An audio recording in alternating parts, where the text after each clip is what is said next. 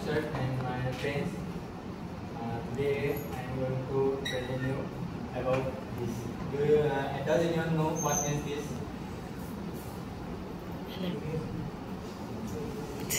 This is actually called cosmic microwave background radiation map. Today I will talk about cosmic microwave background afterglow of the Big Bang. এই যোনখন মেপখন দেখিছোঁ আমি এইটো হৈছে big বেঙৰ পিছত আমি ক'ব পাৰোঁ বিগ বেঙৰ পৰা ওলাই অহা লাইটটো বুলি ক'ব পাৰোঁ একজেক্টলি সেইটো নহয় কিন্তু আমি বুজিবলৈ ক'ব পাৰোঁ যে বিগ বেঙৰ পৰা ওলাই অহা লাইটটো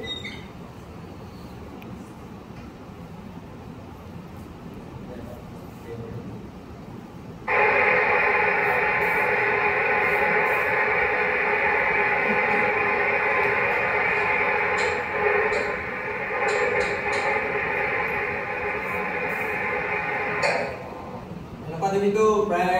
सबे देखिसा सके पुराना टीवी তাৰপিছত এই টিভিৰ পৰা যেতিয়া এনেকুৱা ষ্টেটিকটো আহে নয়েজবোৰ আহে এই যোনবোৰ নয়েজবোৰ আহে ইয়াৰে 1% of this is directly from Big Bang আমাৰ যোনবোৰ টিভি ৰেডিঅ' সিগনেলতে পঠায় তেতিয়া ৰেডিঅ' সিগনেলৰ যোনবোৰ ৱেভ আহে এইবোৰৰ লগত বহুত নয়েজ মিক্স হৈ যায় এইবোৰ ইলেক্ট্ৰিক ৱায়াৰ থাকে তাৰপিছত টেলিভিছনৰ লগতে বেলেগ ৰেডিঅ' টাৱাৰ পৰা ফ্ৰিকুৱেন্সি সব মিক্স হৈ মিলি নয়েজবোৰ এইবোৰ আহে ইয়াত তাৰে 1% ডাইৰেক্টলি ফ্ৰম বিগ বেং হয় আৰু নেক্সট এই বিগ বেঙৰ পৰা সেই ৱেভবোৰ কেনেকৈ আহিলে আৰু আমাৰ ওচৰত কেনেকৈ পালেহি তো ফাৰ্ষ্ট যেতিয়া বিগ বেং হৈছিলে বিগ বেংটো হোৱাৰ সময়ত আমাৰ গোটেই ইউনিভাৰ্চবোৰ যিমান যি বস্তু আছে ঘৰ টেবুল ফেন এইবোৰ যি আছে সব আমি বহুত কম্পেক্টকে এটা সিঙ্গুলাৰিটিত আছিলে এটা পইণ্ট হৈ আছিলে যেতিয়া বিগ বেং হ'ল বিগ বেং হোৱাৰ পিছত সব মেটাৰ এক্সপান্ড হ'বলৈ আৰম্ভ কৰিলে যেতিয়া এক্সপান্ড হ'বলৈ ধৰিলে তেতিয়া এক্সট্ৰিমলি ডেন্স প্লাজমা আছিলে সব আৰু তাত ইমানেই এনাৰ্জি আছিলে যে তাৰ এটমৰ তাত যোনবোৰ পজিটিভ চাৰ্জ আছিলে মানে নিউক্লিয়াছ আছিলে পজিটিভ চাৰ্জবোৰৰ লগত নিগেটিভ চাৰ্জবোৰ কম্বাইন হ'ব নোৱাৰিছিলে মানে ইলেক্ট্ৰনবোৰ সেইকাৰণে সব প্লাজমা ষ্টেটত আছিলে অৰ্থাৎ নিউক্লিয়াছটোৰ পৰা ইলেক্ট্ৰনবোৰ সেপাৰেট দি আছিলে আৰু ইমান হাই এনাৰ্জি হোৱাৰ কাৰণে তাৰ ভিতৰত যোনবোৰ লাইট ট্ৰেপ হৈছিলে অৰ্থাৎ ফটনবোৰ যেতিয়া বাহিৰলৈ ওলাই আহিবলৈ ট্ৰাই কৰিছিলে ফটনবোৰ ওলাই আহিব পৰা নাছিল কাৰণ ফটনবোৰে ইলেক্ট্ৰনত কলাইড কৰে যেতিয়া ইলেক্ট্ৰনবোৰে আকৌ স্কেটাৰ কৰি দিয়ে তেনেকৈ সেই বহুত ডেন্স প্লাজমাখিনিৰ ভিতৰত ইলেক্ট্ৰনবোৰ ট্ৰেপ হৈ ফটনবোৰ ট্ৰেপ হৈ থাকি গৈছিল আৰু সেইকাৰণে সেই প্লাজমাখিনি পুৰা অপেক আছিল ট্ৰেন্সপাৰেণ্ট আছিল আৰু লাইট পাৰ হৈ আহিব পৰা নাছিল তাৰপিছত লাহে লাহে কুল ডাউন হ'ল ইউনিভাৰ্ছখন এক্সপান্ড হৈ গৈ আছে নিউকে স্পেচ ফৰ্ম হৈছে ইউনিভাৰ্ছখন এক্সপান্ড হৈ গৈছে আৰু যেনেকৈ বেলুন এটা থাৰ্মোডাইনামিক্সত আমি যেনেকৈ কওঁ যেতিয়া তাৰ ভলিউমটো ইনক্ৰিজ হৈ গৈ থাকে ভলিউম ইনক্ৰিজ হৈ গৈ থাকিলে তাৰ টেম্পাৰেচাৰ কমি কমি গৈ থাকে আমি তেনেকৈ বুজিব পাৰোঁ যেতিয়া স্পেচখন এক্সপান্ড হৈ গৈ থাকিল তেতিয়া তাত থকা এটম ফৰ্ম হোৱা নাছিলে তেতিয়ালৈকে নিউক্লিয়াছ ইলেক্ট্ৰন এইবোৰৰ এনাৰ্জি লাহে লাহে কমি আহিল আৰু এনাৰ্জি কমি অহাৰ লাহে লাহে কুল ডাউন হ'ল আৰু এটা টাইমত যোনবোৰ নিউক্লিয়াছ আছিলে পজিটিভ নিউক্লিয়াছৰ লগত ইলেক্ট্ৰনবোৰ কম্বাইন হ'বলৈ ধৰিলে কাৰণ সিহঁতৰ এনাৰ্জিবোৰ কমি কমি আহিল কাৰণ এনাৰ্জি বেছি থাকিলে আমি কি জানো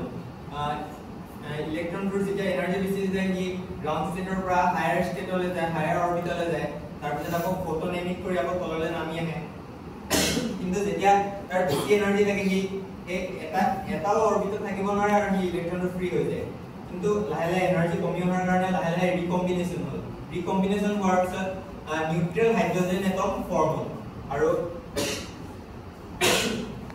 আৰু এই তিনিখন এআই জেনেৰেটেড ইমেজ হয় ইয়াত এক্সুৱেল ডিপিকশ্যনটো দেখুওৱা নাই এক্সুৱেল ডিপিকশ্যনটো দেখুৱাটো বহুত টান কথা হ'ব আৰু তাৰপিছত লাহে লাহে যেতিয়া ৰিকম্বিনেশ্যন হ'ল হাইড্ৰজেন নিউট্ৰেল হাইড্ৰজেন এটমবোৰ ফৰ্ম হ'ল তেতিয়া ইয়াত চোৱা হাইড্ৰজেন প্লাজমা এইটো হৈছে হাইড্ৰজেন প্লাজমা ইয়াত ফটনবোৰ পাৰ হ'ব ট্ৰাই কৰিছে কিন্তু পাৰ হ'ব পৰা নাই তাৰপিছত যেতিয়া ৰিকম্বিনেশ্যন হ'ল ৰিকম্বিনেশ্যন হোৱাৰ পিছত ফটন এতিয়াও ফটনবোৰ কলাইড কৰে ইলেক্ট্ৰন হায়াৰ ষ্টেটলৈ যায় আকৌ গ্ৰাউণ্ড ষ্টেটলৈ নামি আহে কিন্তু ইমান ফ্ৰী স্পেচ হ'ল যে ফটনবোৰ পাৰ হৈ যাব পাৰে লাহে লাহে ইউনিভাৰ্ছখন ট্ৰেন্সপাৰেণ্ট হৈ গ'ল লাইটবোৰ পাৰ হ'বলৈ ধৰিলে লাইটটো ঠিক আছে লেট দেয়াৰ বি লাইট এইটো মোমেণ্টে হৈছে লেট দেয়াৰ বি লাইট তাৰপিছত approximately after 3000 3,80,000 years after Big Bang, a cooling down আৰু তাৰপিছত লাহে লাইটবোৰ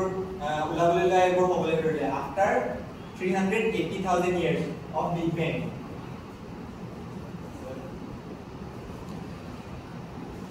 আৰু এই যোনবোৰ লাইটবোৰ ওলাই আহে আমি তাকে কওঁ কসমিক মাইক্ৰৱেভ বেকগ্ৰাউণ্ড ৰেডিয়েশ্যন আৰু এটো কেনেকে ডিসকভাৰ হৈছিল আৰু এটো মানে কসমিক মাইক্ৰৱেভ বেকগ্ৰাউণ্ড ৰেডিয়েশ্যন ডিসকভাৰ কৰিবলৈ গৈ এটো ডিসকভাৰ হোৱা নাছিল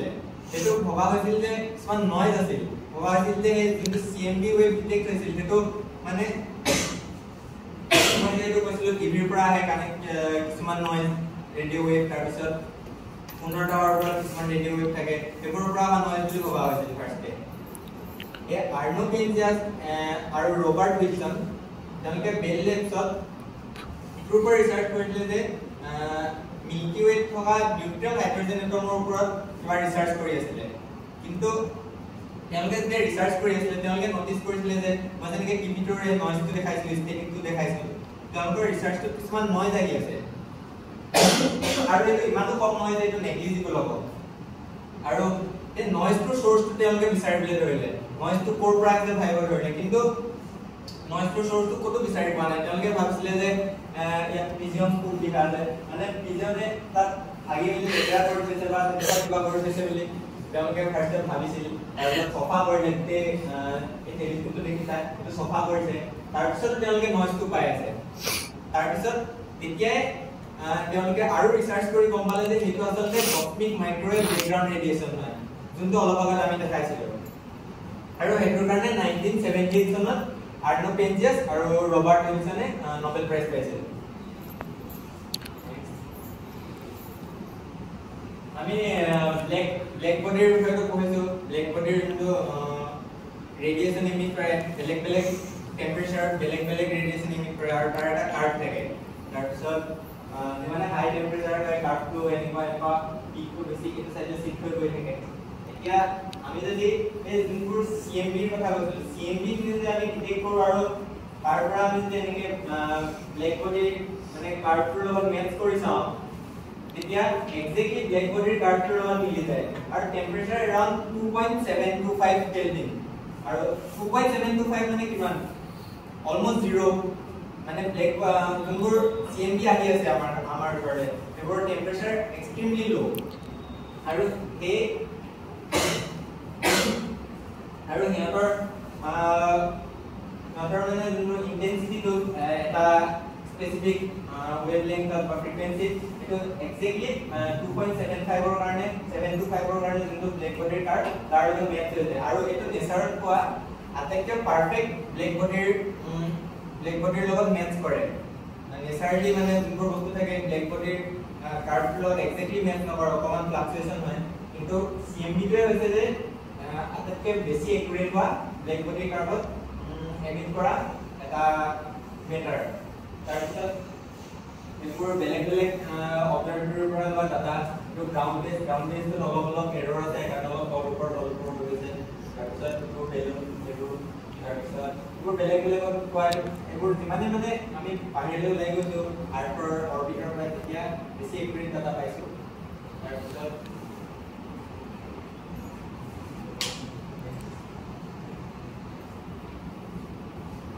এই ব্লেক বডিত আমি যেতিয়া বিগ বেং হোৱাৰ পিছততো ইমান 2.725 কেলভিন ইমান কম টেম্পাৰেচাৰটো নাছিল মইতো কৈছোঁ 2.725 অলমোস্ট 0 হোৱাটো পচিবল নহয় বিগ বেংটো ইমান এটা ডাঙৰ এক্সপ্লোজন তাৰ পৰা ইমান বেছি হিট ওলাব লাগিছিল চব বস্তু একেলগে কম্পেক্ট হৈ আছিল আৰু কৈছোঁ যে ইলেক্ট্ৰনবোৰৰ ইমান এনাৰ্জি আছিল যে ৰিকম্বিনেশ্যন হ'ব পৰা নাছিল তেন্তে 2.725 কেলভিন ইমান কম হোৱাটো কেনেকৈ পচিবল এইটো হৈছে ডপলাৰ ইফেক্ট এতিয়া ইউনিভাৰ্সটো লাহে এক্সপান্ড হ'ল ফাৰ্ষ্টে হট প্লাজমা আছিল গৈছিলো হট প্লাজমা তাৰপিছত লাহে লাহে ৰিকম্বিনেশ্যন হ'ল আৰু মেটাৰবোৰ লাহে লাহে গ্ৰেভিটিৰ কাৰণে কম্বাইন হৈ প্লেনেট তাৰপিছত গেলেক্সি এইবোৰ সান এইবোৰ সব ক্ৰিয়েট হ'ল লাহে লাহে তাৰপিছত যেতিয়া ক্ৰিয়েট হৈ গৈ আছে ইউনিভাৰ্সটো লাহে লাহে এক্সপান্ড হৈ গৈ আছে নিউকে স্পেচ বিগ বেং হোৱাৰ আগতে স্পেচ নাছিল বিগ বেং হোৱাৰ লগে লগে নিউকে স্পেচ ক্ৰিয়েট হৈ গৈ আছে স্পেচ এক্সপান্ড হৈ গৈ আছে আৰু স্পেচ এক্সপান্ড হোৱাৰ লগে লগে যেতিয়া স্পেচখন এক্সপান্ড হৈ গৈছে দুটা পইণ্ট আছে যদি এখন এক্সপান্ড হৈ গৈ থাকে এই পইণ্টটোৰ মাজত ডিসটেন্সটো বাঢ়ি গৈ থাকিব আমি এটা বেলুনৰ এনালজি ল'ব পাৰোঁ বেলুন এটা যদি দুটা পইণ্ট দি থৈছো বেলুনটো যেতিয়া ফ্লাই হৈ থাকিম তেতিয়া পইণ্টটোৰ মাজত স্পেচ বাঢ়ি গৈ থাকিব ডিসটেন্স বাঢ়ি গৈ থাকিব তেনেকৈ ইয়াত থকা সব পইণ্টৰ মাজত ডিসটেন্স লাহে লাহে বাঢ়ি গৈ থাকিব আৰু যেতিয়া ডিসটেন্স বাঢ়ি গৈ থাকে আমি কি পাই আছো ডপলাৰ ইফেক্ট সাউণ্ডৰ কাৰণে পাই আছো লাইটৰ কাৰণে পাই আছো ডপলাৰ ইফেক্টত কি হয় যেতিয়া এটা বস্তু মোৰ ফালে এপ্ৰোচ কৰি থাকে তেতিয়া ব্লু শিফট হয় আৰু যেতিয়া এটা বস্তু মোৰ পৰা দূৰলৈ গৈ থাকে তেতিয়া ৰেড শিফট হয় ইয়াত দেখুৱা আছে ডপলাৰ ইফেক্টৰ কাৰণে ইয়াত এজন অবজাৰ্ভাৰ আছে আমি যদি এই গেলেক্সিখন চাওঁ এই গেলেক্সিখন ইফালে মুভ কৰি আছে আৰু ইয়াত ৱেভ পেটাৰ্নটো দেখুৱা হৈছে তাৰপিছত যেতিয়া আমাৰ পৰা দূৰলৈ মুভ কৰি আছে তেতিয়া দেখা গৈছে যে ৰেড শিফট হৈ গৈছে ৱেভলেংথ বাঢ়ি বাঢ়ি গৈ আছে আৰু ইয়াৰ পৰা যদি আমি চাওঁ আমাৰ ওচৰলৈ আহি আছে অলপ ব্লু শিফট হৈ আছে এতিয়া মোৰ লগৰবোৰলৈ এটা কোৱেশ্চন আহিছোঁ যে ব্লু শিফট হৈ থকা এখন গেলেক্সিৰ নাম জানা নেকি আমাৰ বহুত ওচৰতে আছে গাংষ্টাৰ নহয় বাৰু চুব পাৰে এন্ড্ৰমেডা গেলেক্সিখন আমাৰ ওচৰত থকা গেলেক্সি আৰু এখন আমাৰ ফালে এপ্ৰোচ হৈ যায় আৰু সেইকাৰণে এন্ড্ৰমেডাখন যদি আমি চাওঁ তাৰ লাইটবোৰ ব্লু শিফট হ'ব আৰু যোনবোৰ আমাৰ পৰা দূৰলৈ গৈ আছে সেইবোৰ ৰেড শিফট হ'ব তাৰপিছত ৰেড শিফট হ'লে কি হয় তাৰ লাহে লাহে ফ্ৰিকুৱেঞ্চিটো কমি কমি আহিব আৰু ৱেভলেংথ বাঢ়ি বাঢ়ি গৈ থাকিব আৰু এতিয়া ব্লেক বডিৰ যোনটো ডায়েগ্ৰাম দেখাইছিলোঁ পিক ৱেভলেংথ 1.9 মিলিমিটাৰ এইটো কিমান ডাঙৰ ৱেভলেংথ চোৱা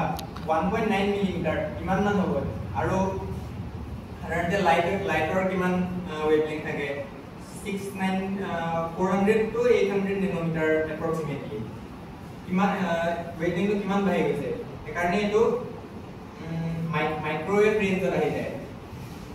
আৰু ইমানে মানে 14 বিলিয়ন ইয়াৰ্ছ আগৰ পৰা আমাৰ ওচৰলৈ লাইটটো আহি আছে আৰু ব্লু শিফটটো আহি আছে আৰু সেইকাৰণে ইমান ব্লু শিফট ৰেড শিফটটো আহি আছে সেইকাৰণে ইয়াৰ টেম্পাৰেচাৰটো এতিয়া এপ্ৰক্সিমেটলি 2.725 কেলভিনৰ ওচৰৰ পাজৰ হৈ যায় তাৰপিছত এইটো হৈছে প্লেংক ছেটেলাইট ইয়াৰ আগত WMAP বুলি এটা ছেটেলাইট লঞ্চ কৰা হৈছিল সেইটোৱে CMB-ৰ মেপখন বনাবৰ কাৰণে লঞ্চ কৰা হৈছিল তাৰপিছত আৰু অলপ একুৰেট কৰিবলৈ প্লেংক ছেটেলাইটটো লঞ্চ কৰিছিল এতিয়া প্লেংক ছেটেলাইটটোৱে পাইছে যে এখন গোটেই আমাৰ চব ফালৰ এটা স্ফিয়াৰ বুলি ধৰি লোৱা এইটো স্ফিয়াৰটো 2D প্ৰজেকশ্যন কৰা হৈছে এতিয়া আমাৰ গোটেই ইউনিভাৰ্ছখনৰ CMB-ৰ এটা মেপ বনাইছে আৰু মেপখনত এইবোৰ টেম্পাৰেচাৰ এইটো লো টেম্পাৰেচাৰ এইবোৰ হাই টেম্পাৰেচাৰ আৰু প্লেংক ছেটেলাইটটো বহুত বেছি সেনচিটিভ আৰু ইয়াৰ যোনবোৰ টেম্পাৰেচাৰ তোমালোকে ডিফাৰেন্স দেখা পাইছা এইটো মানে 0.001 কেলভিন মানৰ ডিফাৰেন্স হ'ব বহুত কম ডিফাৰেন্স থাকে আৰু টেম্পাৰেচাৰটো অলমোষ্ট ইউনিফৰ্ম হয় আৰু ইয়াত যোনবোৰ কিছুমান জেগাত নন ইউনিফৰ্মিটি দেখা পাইছা সেইটো অলপ পিছত এক্সপ্লেইন কৰিছো ৰবা আৰু CMB ডাটাৰ পৰা আমি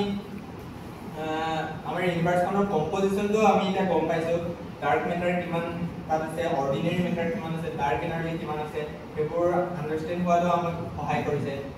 তাৰপিছত আৰু CMB ডিস্কভাৰ হোৱাৰ পিছত বিগ বেংটোৰ এইটো এটা মানে বহুত ডাঙৰ এভিডেন্স আছে এইটো বিগ বেংটো এটা বহুত ষ্ট্ৰং এভিডেন্স আৰু কাৰণ চোৱা before the CMB was discovered, some scientists believed in the steady state model. Steady state model to কি আছিল আমাৰ ইউনিভাৰ্সখন এটা ইউনিফৰ্ম ডেন্সিটি মেইনটেইন কৰি ৰাখে আৰু ইউনিফৰ্ম ডেন্সিটিটো কেনেকৈ মেইনটেইন কৰে ইউনিভাৰ্সখন এক্সপান্ড হৈ গৈ আছে কিন্তু লগে লগে তাত মেটাৰ নিজে নিজে ফৰ্ম হৈ গৈ আছে আৰু মেটাৰ ফৰ্ম হোৱাটো তেওঁলোকে কিয় এক্সপ্লেইন কৰিব লগা হৈছিল কাৰণ এতিয়ালৈকে তেওঁলোকে এইটো দেখা পাইছে যে কিছুমান বস্তু ৰেড শিফট হয় আৰু ৰেড শিফট হোৱা মানে কি যে সেই গেলেক্সি বা প্লেনেটবোৰ সানবোৰ আমাৰ পৰা দূৰলৈ গৈ আছে আৰু ইউনিভাৰ্সখন যদি এক্সপান্ড হৈ আছে তেন্তে আৰু মানে তাত তেওঁলোকে বিগ বেংটোৰ যদি অপজিশন কিবা এটা ক'ব আছে তেন্তে ইউনিভাৰ্সখন যদি এক্সপান্ড হৈছে তাত নিউকে মেটাৰ ফৰ্ম হ'ব লাগিব তেতিয়া স্টেডি ষ্টেট হৈ থাকিব সেইকাৰণে স্টেডি ষ্টেট মডেল তেনেকুৱা আছে যে যেতিয়া ইউনিভাৰ্সখন এক্সপান্ড হৈ আছে এক্সপান্ডৰ লগে লগে তাত নতুন নতুন মেটাৰ ক্ৰিয়েট হৈ আছে তাৰপিছত কিন্তু CMB-ৰ পৰা এইটো গম পালে যে ইউনিভাৰ্সখন মেটাৰ এনেকৈ নিজে নিজে ক্ৰিয়েট হৈ গৈ থকা নাই বেলেগ বেলেগ টাইমত তাৰ ডেন্সিটি বেলেগ আছে তাৰ ইউনিভাৰ্সখন স্পেচটোৱে এক্সপান্ড হৈ গৈ আছে আৰু লগে লগে ডেন্সিটিও কমি কমি গৈ আছে আৰু এইটো কেনেকৈ গম পালে কাৰণ আমি যেতিয়া CMB অবজাৰ্ভ কৰোঁ CMB আমি কৈছোঁ যে হট প্লাজমা হৈ আছিল আমি তাৰ মানে যোনখিনি CMB ৱেভখিনি আহিছে তাক এনালাইজ কৰি ক'ব পাৰোঁ যে এইটো অলমোষ্ট এটা পাৰফেক্ট ব্লেক বডি অৰ্থাৎ কি বুজাইছে যে থাৰ্মেল ইকুইলিব্ৰিয়াম আছিলে থাৰ্মেল ইকুইলিব্ৰিয়াম মানে কি চব এটা সেম টেম্পাৰেচাৰত ইউনিফৰ্মকে আছিলে আৰু বহুত ডেন্সকে আছিলে আৰু এইটো টাইমত যদি বেছি ডেন্স আছিলে আৰু এতিয়াৰ যদি ডেন্সিটিটো কম হয় তাৰ পৰা কি মিন কৰিছে যে ডেন্সিটিটো লাহে লাহে কমি আহি আছে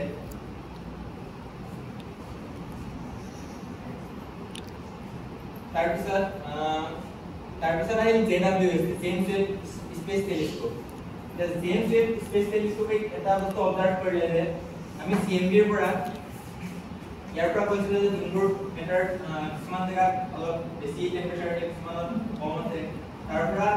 সাইন্টিষ্টবোৰে এইটো প্ৰেডিক্ট কৰিছিল যে য'ত য'ত বেছি টেম্পাৰেচাৰ আছে তাত বেছি মেটাৰ আছে লাহে লাহে মেটাৰবোৰ ক্লাষ্টাৰত গৈ পিনে তাত নতুন গেলেক্সি ক্লাষ্টাৰ যিবোৰ ফৰ্ম হ'ল ফৰ্মৰ ফলত তাত নতুন নতুন মানে ষ্টাৰ্ছ ফৰ্ম হ'ল তাৰপিছত আৰু এই CMB ডাটাৰ পৰা যিটো স্পীডত ষ্টাৰবোৰ ফৰ্ম হ'ব আৰু যিমান ডাঙৰ ডাঙৰকৈ ষ্টাৰবোৰ ফৰ্ম হ'ব যিটো প্ৰেডিকশ্যন আছে এই JWST-ৰ লগত সেই ডাটাবোৰ মিলা নাই JWST CMB-ৰ ফটো ল'ব নোৱাৰে কিন্তু JWST তাৰ বিগ বেঙৰ 100 মিলিয়ন মান ইয়াৰ্ছৰ পাছৰ বেবি পিকচাৰটো লয় আৰু CMB-ৰ টাইমটো আছিল 380,000 ইয়াৰ্ছ এতিয়া সেই বেবি পিকচাৰটোৱে যোনখিনি মানে প্ৰেডিক্ট অবজাৰ্ভ কৰিছে সেইটো CMB ডাটাৰ লগত মিলা নাই আৰু তাৰ ওপৰত এতিয়া ৰিচাৰ্চ হৈ আছে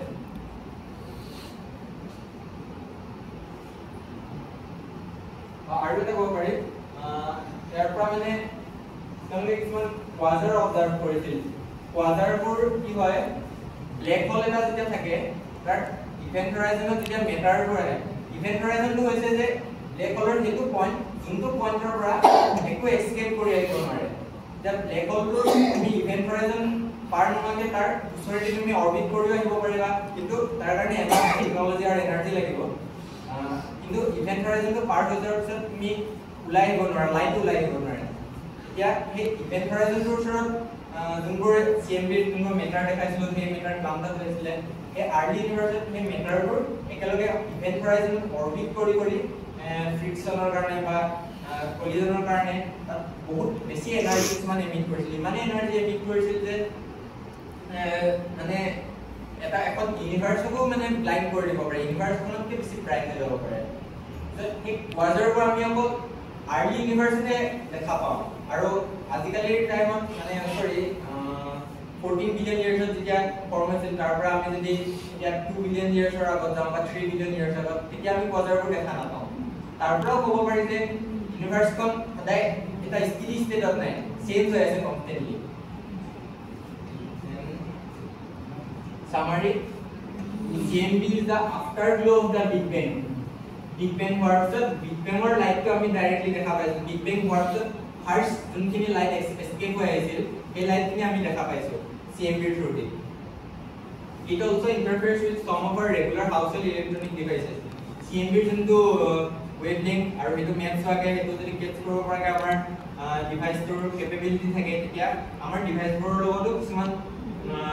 interfere কৰি noise or disturbance create কৰে তাৰপিছত this is the very first light we can see after the Big Bang it behaves like almost perfect black body it helps us find out the composition of universe and discovery of CMB was an extraordinary evidence of Big Bang এই CMB discover হোৱাৰ লগে মানে Big Bang টো ইমান ভালকে এস্টাব্লিছ হোৱা নাছিল যে এইটোৱে আমি মানে এটা ডেফিনিট থিওৰিটিকেলি একচেপ্ট কৰিম এতিয়াও বাৰু কিছুমান ৰিচাৰ্চ পেপাৰ পাব্লিছ হৈছে য'ত বিগ বেঙৰ অল্টাৰনেটিভ কিবা প্ৰেডিক্ট কৰে কিন্তু তথাপি এতিয়া বিগ বেংটো হৈছে আটাইতকৈ এষ্টাব্লিছ থিওৰি থেংক ইউ